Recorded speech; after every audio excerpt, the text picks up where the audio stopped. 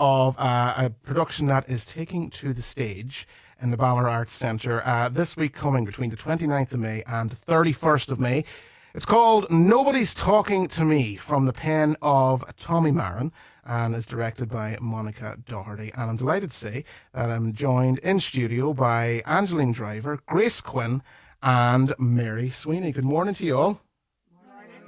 I'll just turn on your microphones first. Now, say good morning again. So we can all hear it. There we go. Much better. Much better. I'm not very good at multitasking, as you can tell. So, guys, preparations in full swing. They sure are. Yeah, and we're sort of down to the wire now. Yeah, we're getting down to the last few days. We're really kicking it into gear now. The final week is upon us, and we're trying to get all our ducks in order. Okay, and come here. Preparations are going well. They are, as well as they can be in the final week. Coming from the theatre yourself, and you're aware of the tensions that get of the final week. But I think we're all in a good space, and we're all just at the point now where we're really looking forward to just showing it off to everyone. Good. So it's set in 1960s rural Ireland, and it centres around a couple who are renewing their wedding vows. Is that correct? Or that forms part of the story? It definitely does. I think that's the fun of it, is that we may or we may not be seeing a renewal of some vows. Okay. All right, and it's there's loads of other stuff happening as well. So there's a wake in the house next door. There's a priest that's sort of acting as a go-between, and I think the title sort of gives it away. Nobody's talking to me. So tell us a little bit about how all that comes about. Yeah, so as you mentioned, I think this play really just has the full spectrum of emotions for a typical Irish play. We've got wakes, we've got renewal of vows, we've got everything, but essentially what's going on, without giving too much away, is this play is set in a little house where we've got your typical Irish married couple who will be celebrating their 50th wedding anniversary. But unfortunately, due to circumstances that we're going to see in the play, they have not spoken to each other in 10 years. So shenanigans ensue, and essentially we are really excited to show this off to everyone. That's brilliant. Okay. And Angeline, this is a fundraiser, all in aid of Ohana Zero Suicide, which is a really important cause. And this is something you've been involved with. This organisation is something you've been involved with sort of from the start. Yeah, it was actually founded 5 years ago in the middle of COVID, Rory, when all the available resources had closed down. Mm-hmm. So 5 years later, over 1,400,000 people have logged on to the website. Wow. And it's a very simple 30-minute training that can lead to suicide prevention. Mm-hmm. And this is a free training course as well, so there's no cost involved, but it's so important. So important. It's actually it's vital, and we have added one particularly, especially for third level students, their families and their tutors as well, with different scenarios on it, with young people specifically. So May is Mental Health Month, and September is World Suicide Prevention Month. The 10th of September is World Suicide Prevention Day. But every day is Suicide Prevention Day for everybody. Nobody wants that news coming to their door. So in this case, with drama, it's really, people expressing themselves, going on stage and having a bit of fun. And one of my friends has said recently, if you don't express, you can depress. So it's like avoiding depression in any way you can, whether it's in the gym, whether it's, art or the theatre. We would just really recommend, for people to come out, see the show. There's an awful lot of work. These guys have put in so much work into it. Yeah. And we try not to fundraise because everything is online and it's free. So it's like getting the HSE players and friends, as we call ourselves. They have, agreed to do this for Ohana Zero Suicide. Okay. So it's like really, people to come out, enjoy the show, and at the same time do something that's really good for every community, especially the community in the Finn Valley, who has really been touched by suicides, down through the Yeah, years. yeah. And just tell us a little bit about the what's involved with the course, what available online. So it's really about recognizing the signs in somebody else that that they are in a dark place, they are suffering a mental health crisis, and it's something that we don't usually, or a lot of the time, we don't recognize, but we hear it an awful lot.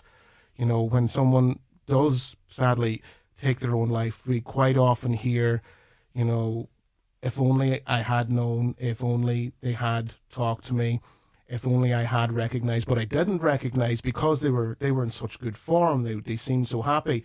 So an awful lot of the course is about recognizing and teaching people to recognize those signs that may not be visible on the surface. Am I right in saying that? Absolutely. To put it very simply, what we say is show you care, ask the question, and then make the call for help or whatever is required.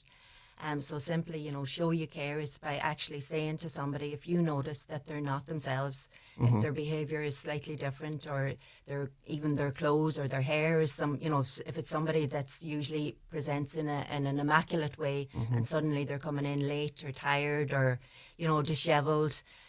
That you actually show you care by saying, is everything okay with you? Or maybe they snap or say something that they normally wouldn't.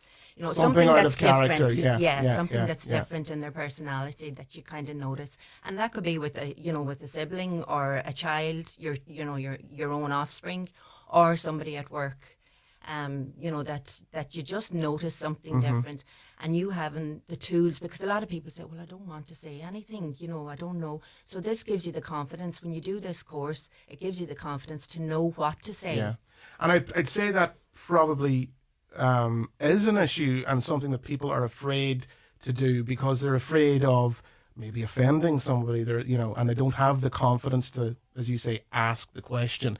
So this gives you the tools to have the confidence to do that. One of the biggest fears that people have, that if they mention suicide, that it could plant a seed on somebody and that they may go on, to take their own lives.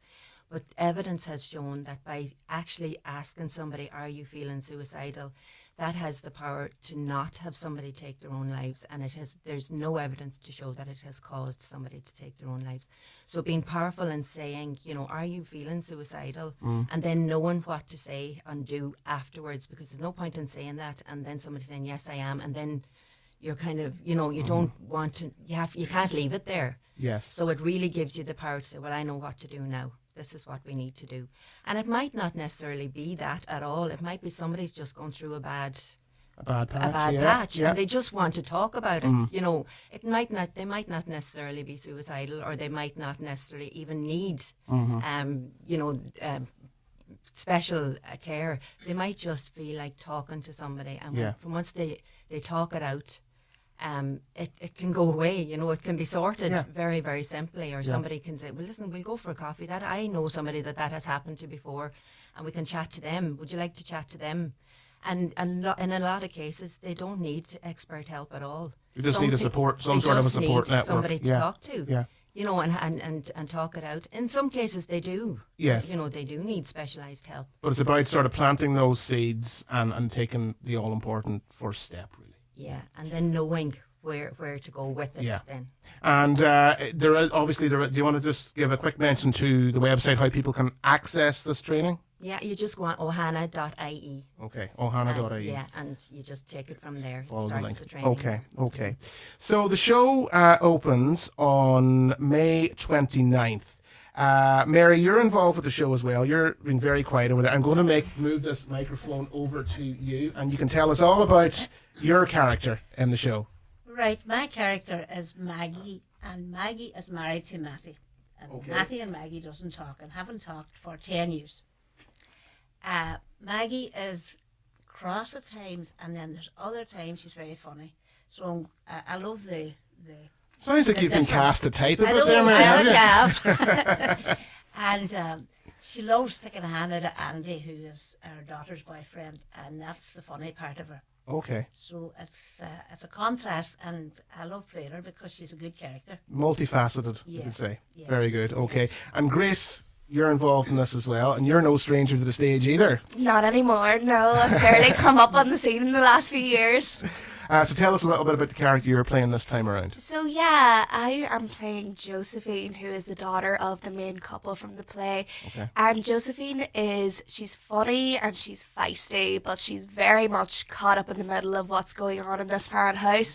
She does get involved in a lot of the shenanigans, and she's kind of caught dealing with her parents not speaking to each other, and also what's going on in her own personal life. But I think what you'll see in the play is that it gets to a head, and she finally has enough and decides to take a stand. Okay, so she's playing referee and then trying to keep all the plates spinning. As best and she then just can. decides enough's enough. All right. Definitely. And all the fallout from that is what's going to make us laugh. Yeah. Well, fingers crossed anyway, if you've got a great sense of humour and an open mind. Hopefully. There we go. So listen, you're opening on the 29th of May. Tickets are available from the Balor Arts Centre, balorartscentre.com, and also over the phone as well. You can contact the box office on 07491 31840. Guys, thanks so much for coming in to talk to us this morning.